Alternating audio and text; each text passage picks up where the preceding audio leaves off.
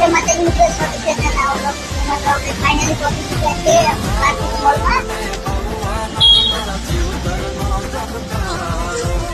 છે દ્વારકેશ મોલના માણસો અમે ફાઇનલી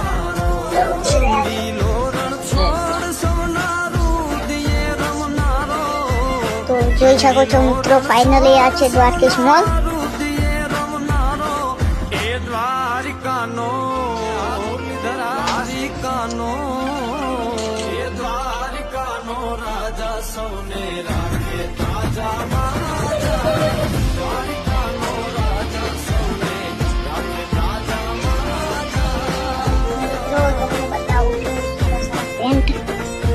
જોઈ શકો છો મિત્રો તમે.